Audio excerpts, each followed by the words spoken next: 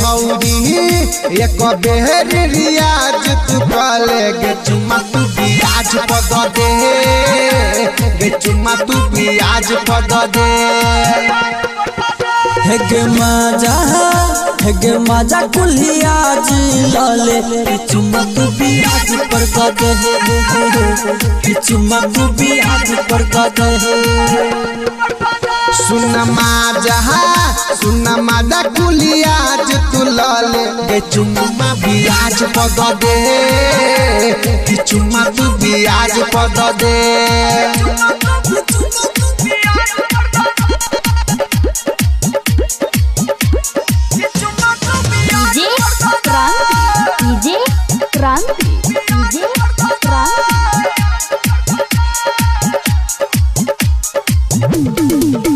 हेगे रानी नहीं है तो परेशानी छोटा ढला जबानी बस ये के गे तू बात माने ना छियौ हम तो हर दीवाना न कर ये ना माना कुछ देर साथ चले ना हेगे रानी नहीं है तो परेशानी छोटा ढल जवानी बस एक गो तू बात माने ना जियो हाँ हम दीवाना न कर न गे माना बस कुछ देर साथ चलना। हेगे सारधा पूरा याद कर दे कि चुम्मा तू बियाज पद दे गे चुम्मा तू बियाज पद दे।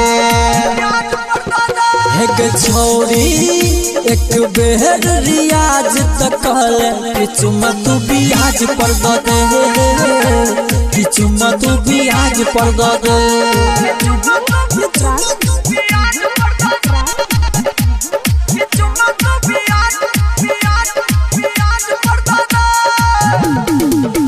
हेगे शादी में देहब रुपैया हम बन के सहैया कनी देर ले यार बनबो मुराद दे मन के मुराद लकेलियो हम आस हम फरोज याद करबो।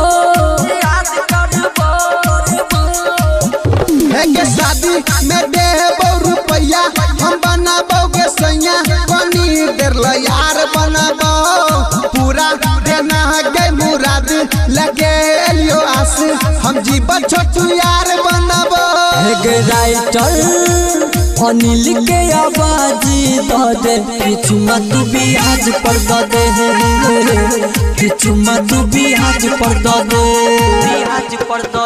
हेगे छौरी एक बेर रियाज तू कले गे चुम्मा तू बियाज पद दे गे चुम्मा तू बियाज पद दे।